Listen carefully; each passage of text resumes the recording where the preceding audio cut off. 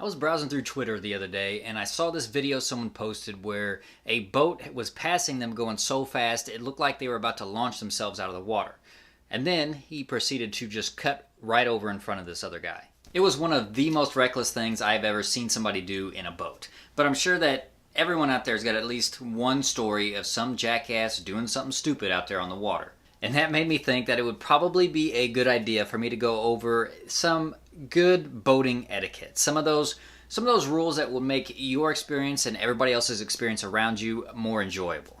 Because, nobody wants to be that guy. Well, at least I hope nobody wants to be that guy. So here are 5 boating etiquette tips to make sure that you stay safe and everybody has a great time out on the water. And it all starts with a boating safety course. Most states require some sort of boating safety course if you were born after a specific date. It varies from state to state, and even a few states require a full-on boating license. So make sure you check your state's regulations before you hop out on the water.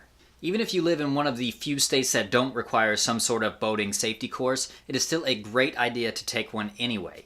A lot of them are offered for free online, so it's no cost to you and you can do it at your own pace. These courses will go over a lot of the common situations that you'll experience out there on the boat, like what to do when a boat is approaching you head on, or what if a boat is trying to pass you, proper anchoring, just so much useful information that it makes no sense not to take the course. So do yourself, any passengers, and any other boaters out there a favor and take the course. And the second rule to good boating etiquette is to be quick on the ramp. Whether you're launching your boat or you're heading off the water after a long day, you need to be as quick as you can possibly be on that boat ramp. It is pretty annoying to be sitting there, all your prep work done, waiting to launch your boat when you have somebody just, moseying along, taking their sweet time, getting their boat ready, hogging up that space. Especially if you're on a boat ramp or on a lake that only has one ramp. When launching your boat, do all of your prep work away from the ramp. You need to spend as little time on that ramp as possible. The only thing you should wait to do until you're close to that water is to remove your tie-down straps. And make sure you check that plug one more time. Not that I'm speaking from experience or anything. You should also practice backing up your trailer with and without the boat on it when it's not busy. This will help tremendously when that ramp is crowded. I promise you, the only time you're going to mess up launching your boat or do anything embarrassing is when there's a lot of people around. Now, the third part to good boating etiquette is you need to be mindful of your wake. There is nothing more frustrating than trying to fish when you've got boats, flying past you all the time, creating monster wakes. And while the person fishing has a little bit of responsibility to make sure they're not fishing in high traffic areas, you as the driver of the boat need to be mindful of how your wake affects other people. You should also pay attention to docks and marinas. A large wake can cause damage that you could ultimately be responsible for. And while this isn't really a problem for most boaters, it is still something that you should be aware of. Try to slow down before you come up to a boat and keep your distance. If you're coming up close to a marina or a dock that you can't help but be close to, you might want to slow down there too. There isn't a whole lot you can do to, really minimize your wake besides slowing down to idle speed.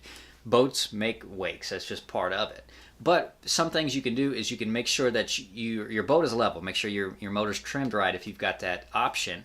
And you can also make sure that your boat is balanced properly. If you've got a lot of weight in the back, where your boat's sitting like this, you're going to create a lot of wake. So be mindful of that. And the fourth thing that you can do to have good boating etiquette is to slow down if somebody's trying to pass you. Actually, you know what? Just slow down in general. There is no reason you should be out there racing people on the water, unless you're at a boat race. This is the kind of situation that happened with the video I saw on Twitter. One guy's going fast, another guy's got he's got a boat, he's got a big motor, he feels like he needs to, be open throttle the whole time.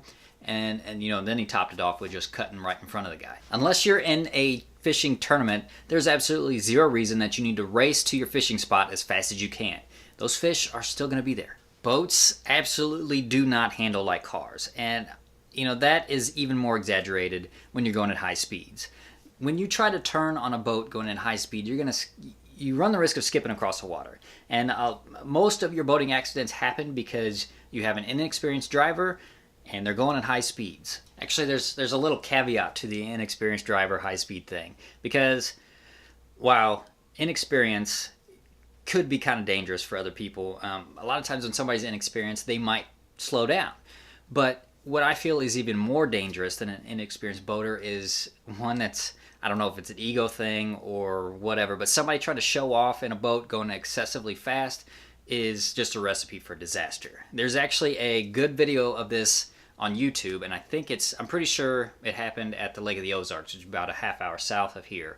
And this guy, he's got a boat full of girls and a couple of his buddies, and he's just making a bunch of sharp turns and opening up the throttle the best he can, and then all of a sudden he loses control, and they just spin like they're in the washing machine, and they are getting slammed everywhere. I think the driver ended up like knocked out on the floor, and he's actually off camera for like 10 minutes before they could get him woke up and sitting up again. I think everybody should watch that video because it just shows how fast being dumb in a boat can go south. I mean, it's a split second, and your life isn't worth showing off. And while we're on the subject of how fast things can go south, the fifth part to good boating etiquette is to always wear your life jacket when your boat is in motion, and make sure that you have plenty of life jackets for everybody in the boat. Anytime that big motor is going, you need to have your life jacket on. Accidents, like I just talked about, happen so fast, and even if you're a good swimmer, you still have a high chance of drowning. If you have an accident, you have a high chance of being thrown from that boat. And if you get knocked unconscious like that driver I just talked about in the last tip, it doesn't matter how good of a swimmer you are, you're probably going to drown unless somebody helps you out.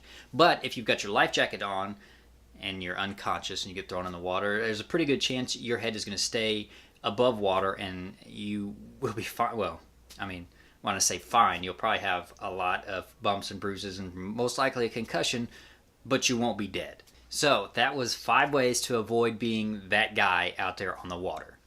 If you've got any more tips or any stories to share that might help somebody else down the road, leave those down in the comments below. Hit that like button if you like this video, share it if you found it helpful, and make sure that you are subscribed so you can stay informed.